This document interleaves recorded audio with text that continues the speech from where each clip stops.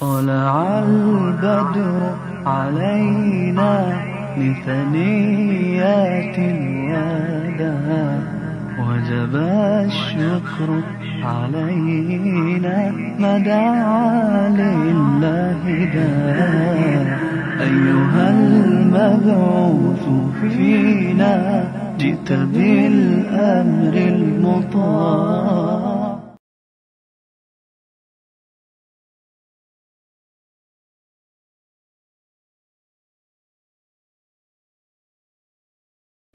Les ulama ont défini l'islam comme étant al-istislamu lillahi bit-tawhid wal-inqiyadu lahu bit-ta'a wal-bara'atu min ash-shirk wa ahlihi. L'islam est donc la soumission à Allah à travers l'unicité dans son adoration, à travers l'obéissance à lui et à travers le désaveu du shirk, c'est-à-dire de l'idolâtrie, du polythéisme, de l'associationnisme dans toutes ses formes, et le désaveu de ceux qui pratiquent cette idolâtrie. Alors donc la soumission à Allah, qui est donc le véritable Dieu, le Dieu créateur de toutes choses, c'est cette soumission qui amène l'homme à la véritable paix. Quand je dis véritable paix, parce que ici, lorsque nous voyons l'intitulé du thème, on dit l'islam, religion de paix et de sécurité, tout de suite nous voyons la paix extérieure, c'est-à-dire l'absence de guerre, l'absence de troubles, l'absence de terreur. Effectivement, ça fait partie de notre thème, mais seulement il faut savoir que la véritable paix d'abord, c'est la paix intérieure. C'est d'abord la paix intérieure. C'est de cette paix intérieure que nous allons avoir la paix extérieure quand chacun des individus qui constituent la société, qui est donc chaque individu qui est donc musulman, qui a cru en Allah subhanahu wa ta'ala et met en pratique les enseignements donc de l'islam, alors il aura donc en lui la paix interne. Lorsqu'il aura cette paix interne, alors cette paix va donc se répandre à l'extérieur. C'est en ce moment-là que nous aurons justement la paix extérieure, puisque chaque individu a une paix intérieure. Lorsqu'on a la paix intérieure, c'est là où on aura la paix au niveau de nos familles, c'est là où on aura la paix au niveau de nos communautés, c'est là où on aura la paix au niveau de nos sociétés, bref, la paix dans le monde. Mais en l'absence de la paix intérieure, celui qui n'a pas la paix intérieure ne pourra pas donner la paix extérieure. Donc il sera là seulement un homme belliqueux, il sera là un homme qui causera justement des troubles dans la société et dans le monde. Donc, la paix intérieure, c'est cette paix qui est donc au capital, et cette paix viendra donc dans la pratique de l'islam. Voilà pourquoi Allah subhanahu wa ta'ala, interpellant donc les croyants musulmans, au chapitre 2 du Coran, chapitre 2 du Coran, verset 208, Suratul Baqarah, Allah dit Ya ayyuhalladhina amanu dukhulu fi silmi kafa wa la tatabi'u khutuwat ash-shaytan ila akhir al-ayah. Allah subhanahu wa ta'ala dit oh vous qui croyez, entrez dans la paix. Il dit udkhulu fi silmi kafa. Il dit entrez dans la paix, dans la paix. Il dit la paix ici, entrez dans la paix qui est l'islam ici. Là. Allah a appelé l'islam par la paix. Il dit, oh vous qui avez croyé, entrez entièrement, totalement dans la paix. Entrez totalement dans la paix qui est l'islam. C'est pour dire qu'il y a donc, comme je l'ai dit en amont, il y a donc une relation entre l'islam et la paix. Donc quand quelqu'un embrasse l'islam, il a embrassé la paix. Maintenant, Allah dit, comme vous avez embrassé la paix, qui est donc l'islam, entrez totalement dans la paix. N'entrez pas en partie dans la paix. N'entrez pas en partie dans l'islam. Un pied dans l'islam, un pied en dehors de l'islam. Aujourd'hui, le Mali, là où nous sommes, c'est un pays majoritairement musulman. Mais pour que, effectivement, qu'il y ait la paix, qui fait l'objet donc de notre thème, la paix et la sécurité, il faudrait que chaque Malien musulman entre effectivement dans la paix, entièrement dans la paix, toute sa personne dans la paix. Alors quand on dit entrer totalement dans la paix, alors soumettez-vous totalement à Allah subhanahu wa ta'ala. Alors se soumettre totalement à Allah subhanahu wa ta'ala revient d'abord à dire qu'il faut d'abord l'adorer seul sans rien lui associer. Une adoration pure et sincère à Allah subhanahu wa ta'ala. Alors si nous adorons Allah subhanahu wa ta'ala et à côté nous avons des fétiches, à côté il y a des pratiques fétichistes, lesquelles pratiques justement n'honorent pas l'islam, lesquelles pratiques ternent l'image de l'islam. Donc on doit se soumettre totalement à Allah subhanahu wa ta'ala. Si on se soumettant totalement à Allah, c'est là où nous aurons cette paix interne. Et cette paix interne, une fois acquise en nous, elle va donc se refléter en dehors de nous, dans la famille, dans la communauté, dans la société et dans le monde. Donc cette relation, la paix et l'islam, Allah subhanahu wa ta'ala, il dit au chapitre 5 du Coran, au verset 16, il dit Yahdi bihi Allahu man ittaba ridwanahu subula salam wa yukhrijuhu min az-zulumati ila an-nur bi izni wa yahdihim ila siratin mustaqim. Avant donc ce verset 16, le verset 15 à la fin, Allah parle justement du Coran. Il dit, il vous est venu de la part d'Allah une lumière et un livre éclairant. Une lumière et un livre éclairant.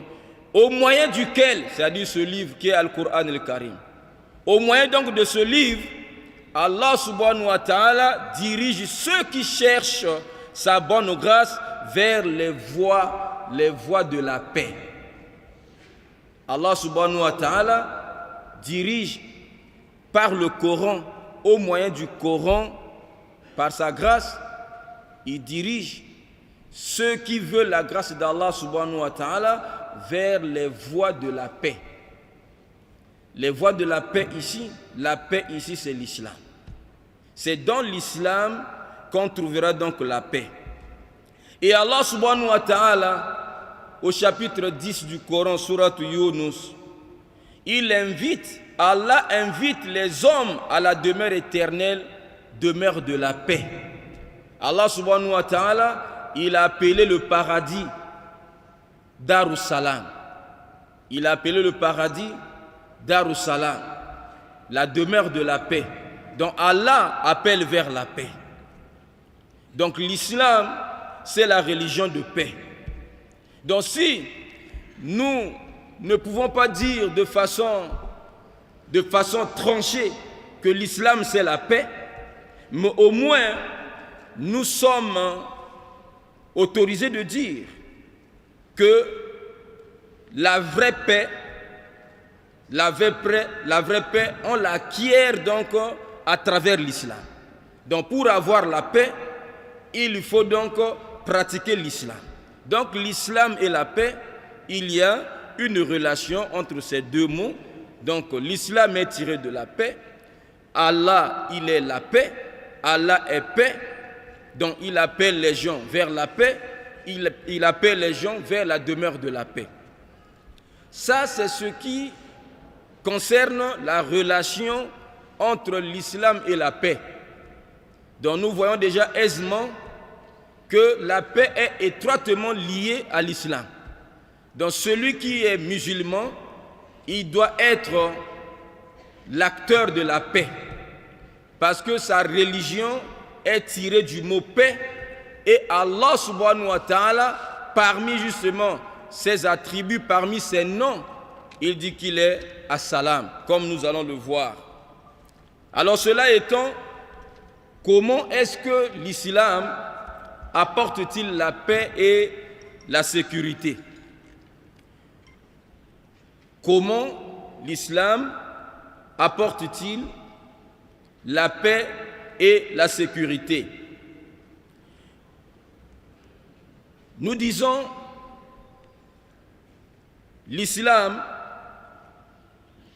après donc cette relation étroite entre l'islam et la paix, nous disons que la paix s'acquiert à travers l'adoration d'Allah subhanahu wa ta'ala sans rien lui associer. Allah subhanahu wa ta'ala, dans le chapitre 106 du Coran, Surat al-Quraish, Allah subhanahu wa ta'ala a donné une recommandation. Il a dit فَلْيَعْبُدُوا رَبَّ هَذَا الْبَيْتِ, qu'ils adorent le Seigneur de cette cité, الَّذِي أَطْعَمَهُم مِّنْ جُوعٍ وَآمَنَهُم مِّنْ خَوْفٍ, qu'ils adorent le Seigneur de cette cité qui leur a donné à manger et qui les a donc préservés de la peur, de l'insécurité, qui leur a accordé la nourriture et qui leur a accordé quoi? La sécurité. C'est dire que si nous accomplissons cette ordonnance qui est adorer Allah sans rien lui associer, nous aurons donc la paix, nous aurons donc la sécurité, et Allah subhanahu wa ta'ala va nous garantir cette paix, va nous garantir ce bien-être. Le contraire, c'est-à-dire si on refuse d'adorer Allah subhanahu wa ta'ala, ou bien si on l'adore tout en lui donnant des associés, parce que lorsqu'on associe Allah dans son adoration, cette adoration ne sera plus appelée adoration. L'adoration n'existera plus. Parce que le shirk, l'idolâtrie, le polythéisme, l'associationnisme et l'adoration ne font pas bon ménage. C'est comme le jour et la nuit. L'adoration et le shirk ne peuvent pas rester ensemble. Lorsqu'on associe à Allah d'autres divinités, l'adoration s'annule. Donc si les gens refusent d'adorer Allah, ou bien qu'ils adorent Allah, mais lui associent à d'autres divinités, la conséquence sera donc, Allah subhanahu wa ta'ala va retirer cette paix, retirer donc cette sécurité, cette tranquillité, va donc retirer ce bien-être. Et cette conséquence, nous la voyons donc au chapitre 16 du Coran. Si nous ouvrons le chapitre 16 du Coran, au verset 112 et 113, nous avons cette illustration. Allah subhanahu wa ta'ala, pour aller vite, les arabisants vont donc me pardonner, je vais directement en français pour gagner du temps. Vous prenez la référence, c'est Surat al-Nahl, le verset 112 à 113. Allah nous parle d'unicité, mais certains exégètes nous parlent de la cité de la Mecque. C'est de la Mecque dont il s'agit ici. Pour certains ulamas du tafsir, il s'agit de la Mecque ici. Mais qu'à cela ne tienne, mais Allah nous parle d'unicité. Chapitre 16 du Coran, versets 112 et 113. Au verset 112, Allah dit: Allah a donné l'exemple d'unicité qui vivait dans la paix et la sécurité. Retenez bien, c'est le thème de notre sujet. de notre assemblée, de notre conférence. Allah a donné l'exemple d'une cité qui vivait dans la paix et la sécurité. Les ravitaillements affluaient vers elle. Les ravitaillements affluaient vers elle de partout. La nourriture venait de partout. Cette cité était en paix et en sécurité. Et la nourriture venait de toutes parts. Mais elle a méconnu les bienfaits d'Allah. Donc cette cité, au lieu d'adorer Allah, qui leur a donné cette paix, cette sécurité, qui leur a donné ce bien-être, ils se sont détournés, ou bien elle s'est détournée de l'adoration d'Allah subhanahu wa ta'ala.